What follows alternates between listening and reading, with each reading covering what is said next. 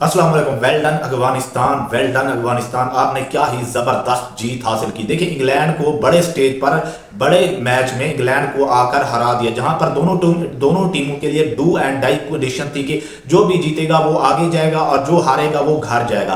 देखिए स्पेशली पहले तो क्रेडिट जाता है इब्राहिम जदरान को, जिस तरह से 37 स्कोर पर अफगानिस्तान के 3 खिलाड़ी आउट हो चुके थे। मुझे लग रहा था कि अफगानिस्तान 230-40 ज्यादा से ज्यादा 250 रन कर लेगा, लेकिन ये नहीं पता था कि इब्राहिम जदरान के बल्ले से इतना रन आएंगे। 177 रन की इनिंग्स इस लड़के ने खेल दिया रात, जो कि प्लेयर ऑफ द मैच भी बने हैं।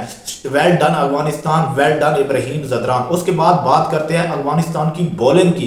देखें स्पेशली क्रेडिट जाता है बॉलिंग में उमर जाई, जो कि उनके ऑलराउंडर। एक तो बैटिंग भी अच्छी की, मिडल में आकर छक्के चौके लगाए, इंग्लैंड की बॉलिंग की पिटाई की। उसके बाद जब बॉलिंग में आए तो हर ओवर में उसने दूसरे ओवर में आकर विकेट ली। आखिर में जो रूट की विकेट ली, समझ लें कि अगर जो रूट आउट ना होता उस वक्त तो मैच इंग्लैंड ने जीत जाना था।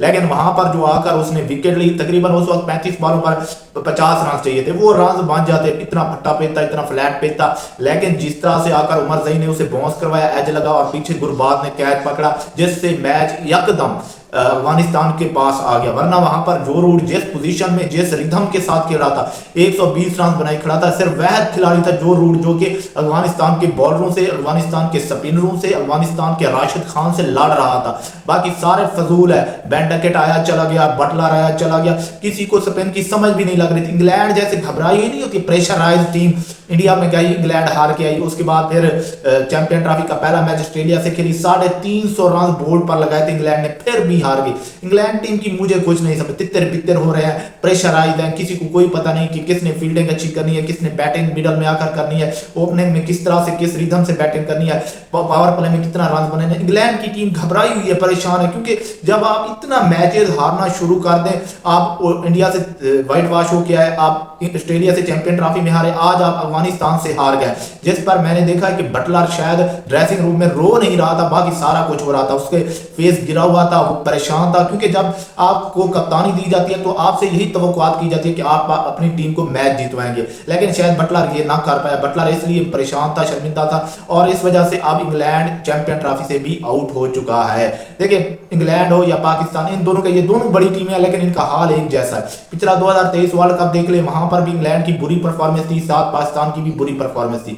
ये दोनों टीमें या तो कुछ बहुत अच्छा कर लेती हैं। 2022 T20 वर्ल्ड कप में ये दोनों फाइनल खेली थी, लेकिन उसके बाद इनका जो आया डाउनफॉल आया, तो ये टीमें अब तितर बितर प्रेशराइज हैं। जैसे ही बड़ा यूनिट आता है तो ये पहले ही हार जाती हैं, तो इनकी कुछ समझ नहीं है। इनको अपनी टीम को दोबारा से रीगेन करना पड़ेगा, दोबारा से नई टीम बनानी पड़ेगी, सारा कुछ देखना पड़ेगा कहाँ कमियां। मुझे जो इंग्लैंड की टीम में रात कमी लगी, एक तो उनके पास आदिल रशीद जो टॉप क्लास के स्पिनर है, उसके अलावा इनके पास 5 टाइप स्पिनर थे। जो रूट करवा रहा था उसको 3-3 छक्के ओवर में लग रहे थे। उसके बाद 5 ओवर में इन्होंने 70 रन खा लिए, आखिरी में 10 ओवर में इन्होंने 130-35 रन खा लिए इंग्लैंड की टीम ने अफगानिस्तान से। तो फिर आप समझे कि आप अफगानिस्तान की टीम को कैसे हरा सकते हैं। अब आप अफगानिस्तान की टीम को हल्के में नहीं ले सकते, वो भी अच्छी टीम है, उसने बड़े बड़े यूनिट में आईसीसी इवेंट्स में बड़ी बड़ी टीमों को हराया हुआ। सिर्फ इंडिया के अलावा उसने पाकिस्तान को हराया, उसने साउथ अफ्रीका को हराया, उसने इंग्लैंड को हराया, उसने श्रीलंका को हराया, उसने ऑस्ट्रेलिया को भी हराया। सिर्फ एक इंडिया बचता है जो इससे नहीं हरा आईसीसी इवेंट में, बाकी सारी टीमें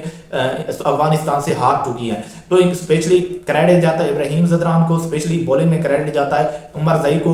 वेल डन अफगानिस्तान। अगला मैच ऑस्ट्रेलिया के साथ है, वो भी अब कांटेदार होने वाला है, जो जीतेगा वो जाएगा आगे सेमीफाइनल खेलने।